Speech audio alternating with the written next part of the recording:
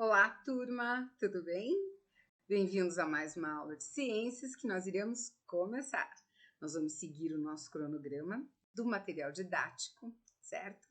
E não esqueçam, assistam a aula até o final, façam todas as atividades solicitadas e caso vocês tenham dúvidas, podem tirar as suas dúvidas durante as nossas aulas online, ok?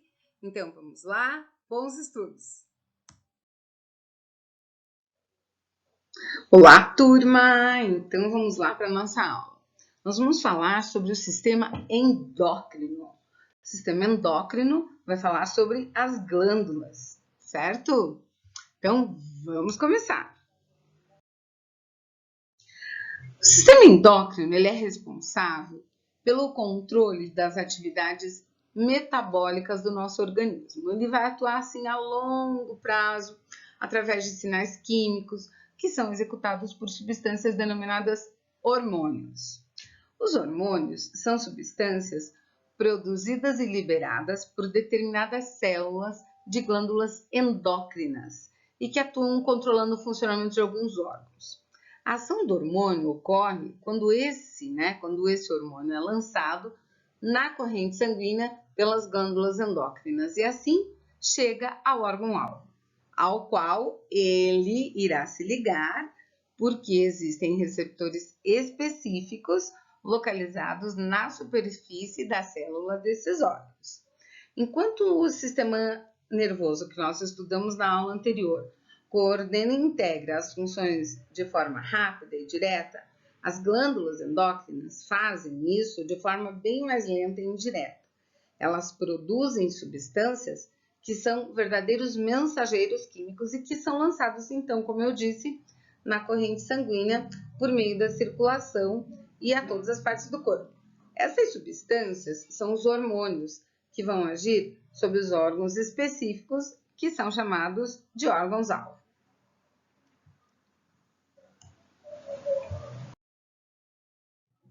As principais glândulas endócrinas do corpo humano são hipófise, tireoide, paratireoide, suprarrenais e gônadas. As gônadas aí nós temos os ovários nas mulheres e os testículos nos homens, certo?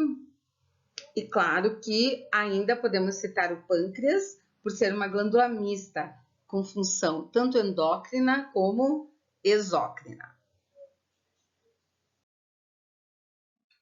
Aqui vocês têm, então, as principais glândulas e o que elas fazem, né? Ela recebe informação do sistema nervoso, secreta hormônios que atuam sobre a hipófise anterior e aí continua o trabalho.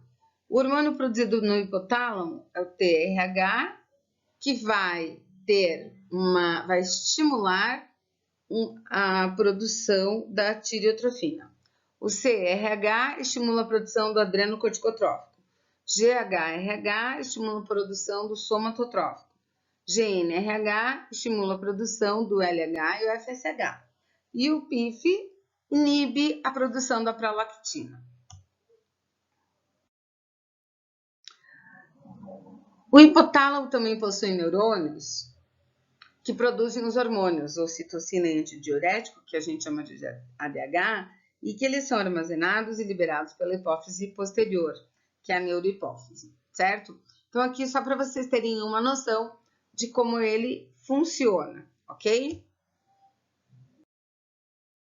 Aqui também, ó, vocês conseguem ver a adenohipófise e todos os hormônios que são produzidos e para onde eles vão, qual o local de cada um. A adenohipófise, ela vai ter assim, ó, o hormônio do crescimento ou somatotrófico. Promove o crescimento das cartilagens e dos ossos e influencia diretamente no metabolismo das proteínas, carboidratos, lipídios, tudo isso. A deficiência desse hormônio na infância provoca o nanismo. O excesso desse hormônio na infância provoca o gigantismo. E o excesso no adulto provoca a acromegalia. Então, pelas imagens, vocês conseguem entender essas diferenças. Continuando, a tireotrofina, que é chamada de TSH, ela estimula a glândula tireoide a produzir a tiroxina, certo? A deficiência da tiroxina pode causar o hipotireoidismo e o excesso, o hipertireoidismo. Tanto um quanto o outro é um problema, né? Tem que ser tratado. Adrenocorticotrófico estimula o córtex da glândula suprarrenal a produzir os hormônios glicocorticoides, no caso, cortisol. Prolactina, que é o LTH, ele promove o desenvolvimento das mamas, induz a produção do leite e nos homens não tem uma função específica. O FSH no homem induz a produção do espermatozoide e na mulher promove o desenvolvimento do folículo ovariano. Estimula o ovário a produzir um dos hormônios muito importantes para ele, que é o estrógeno. Luteinizante, que é o LH, no homem induz o testículo a produzir testosterona. E na mulher estimula a ovulação, né, que é o período onde o óvulo vai ficar maduro. E também o desenvolvimento do corpo lúteo. A neurohipófise, ela armazena e libera 2 hormônios produzidos pelo hipotálamo. O antidiurético ou vasopressina, que ele é liberado quando o volume de sangue cai abaixo de um determinado nível, e daí estimula a reabsorção de água nos rins. Diminui o volume de urina automaticamente, porque retém água no organismo. A falta desse hormônio provoca uma perda de água excessiva e muita sede, que é a síndrome denominada diabetes insípidos. Aqui o antidiurético, só para que você tenha uma ideia de como é que ele funciona, né? Então, onde ele vai ser formado, o processo de formação da urina, a reabsorção de substâncias úteis, eliminação daquilo que não é mais útil, né? O ADH aumenta a permeabilidade dos dutos coletores.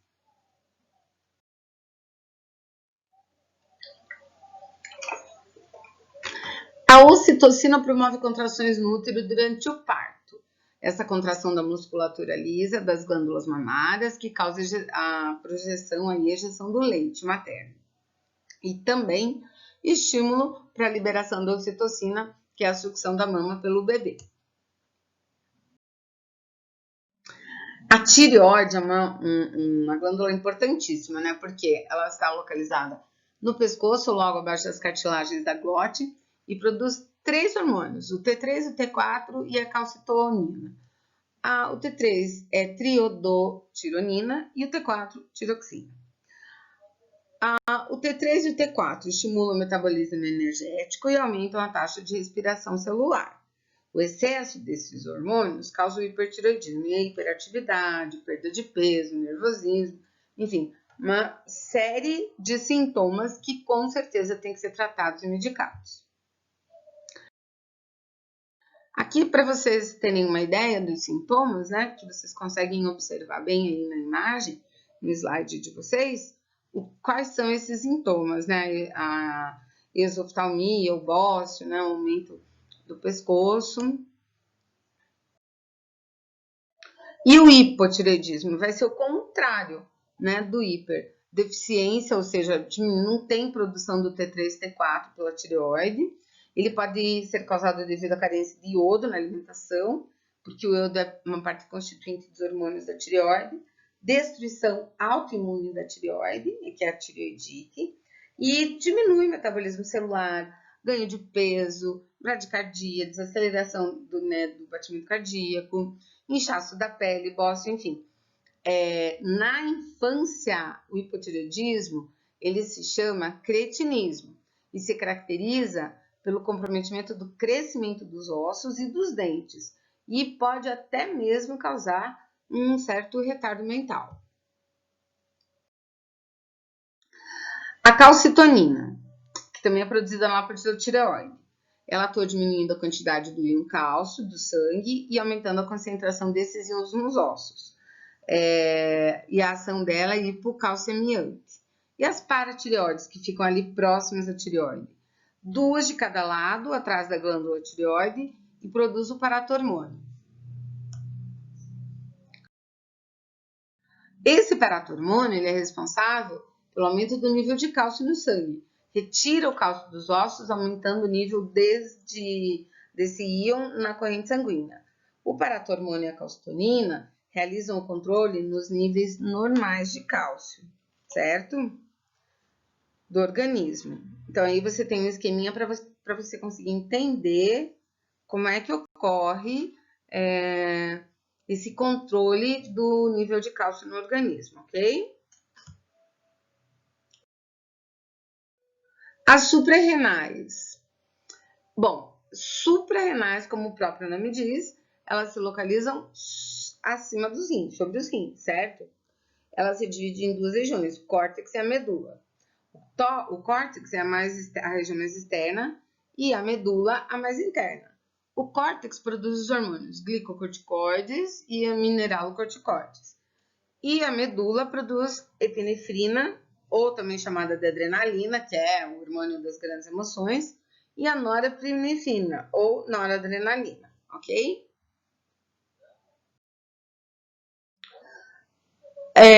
Falando ainda das suprarrenais, vamos falar dos dois hormônios, né?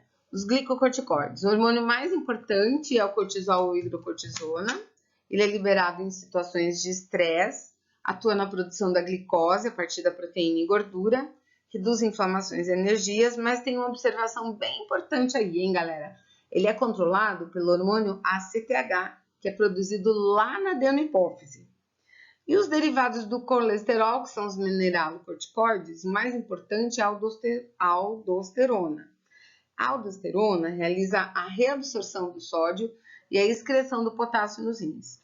Aumenta a pressão arterial e a volemia, que é o volume de sangue circulante. É controlado, então, como eu havia dito, pelo ACTH, que é produzido na adenohipófise. Ainda falando, né, das suprarrenais, a epinefrina e a norepinefrina, ou adrenalina, como é mais conhecida. A adrenalina é que prepara o organismo para situações de estresse, né? Ela deixa é um hormônio das fortes emoções. Contração dos vasos sanguíneos, aumenta a taxa de açúcar no sangue e redistribui o sangue para os órgãos e músculos. E a noradrenalina atua em conjunto com a epinefrina, né, com a adrenalina, nas respostas às situações de estresse. Acelera os batimentos cardíacos, mantém a pressão sanguínea em níveis bastante normais.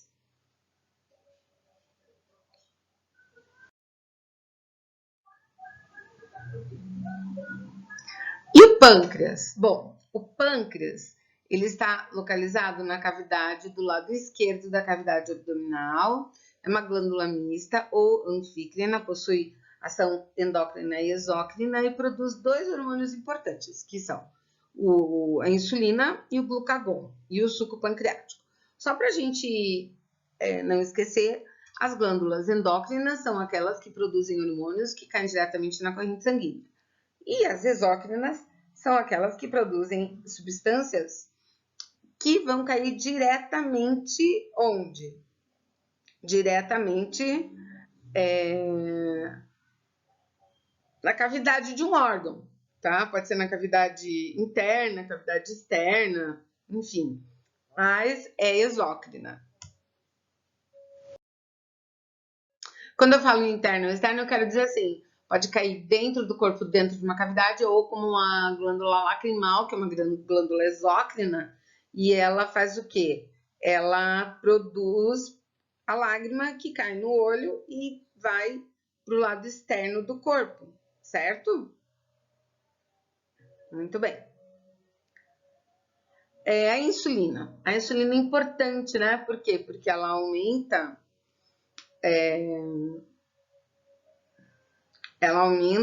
a permeabilidade na membrana celular à glicose, ou seja, ela controla a quantidade de açúcar no sangue. No fígado, a insulina promove a formação do glicogênio. Que mais? Hipoglicemiante, diminui a quantidade de glicose, ela controla, na verdade, ela não deixa ficar nem alto nem baixo, certo? Se o indivíduo tem pouca produção de insulina, ela vai fazer o quê? Ela vai acabar criando uma doença chamada diabetes. A gente já vai ver isso.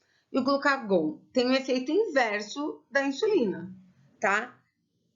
No fígado, ele estimula a transformação do glicogênio em moléculas de glicose que são enviadas para o sangue.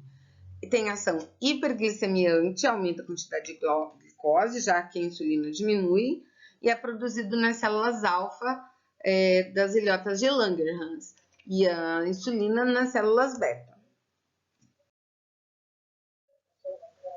Muito bem, aí mostrando para vocês a ilhota de Langerhans, onde são produzidas, né? E daí nós temos os dois tipos de diabetes, né? Diabetes do tipo 1, que é a redução das células beta do pâncreas, o que leva a uma diminuição na produção de insulina. E a diabetes tipo 2, que é a redução no número de receptores de insulina nas membranas da célula. São coisas diferentes. Mas, enfim, nenhuma delas consegue produzir, né? Controlar a quantidade correta.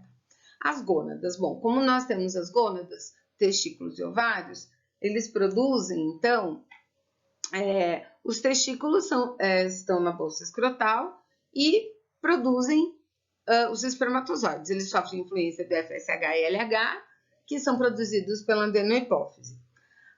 O FSH induz a produção de espermatozoides e o LH de testosterona. A testosterona é um hormônio sexual masculino que tem aí a função do aparecimento das características secundárias sexuais masculinas.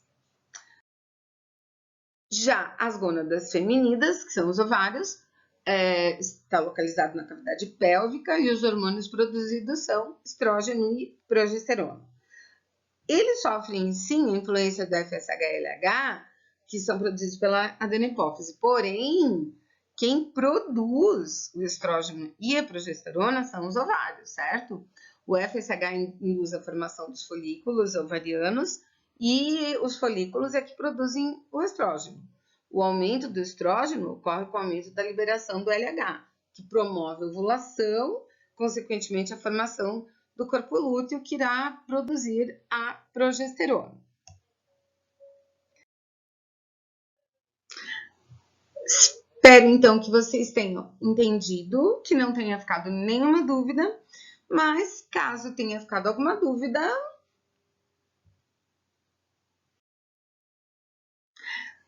vocês podem, então, tirar suas dúvidas durante as aulas online, ou até mesmo mandar no grupo ou pelo Clipe Escola, ok? Aguardo vocês e até a próxima aula.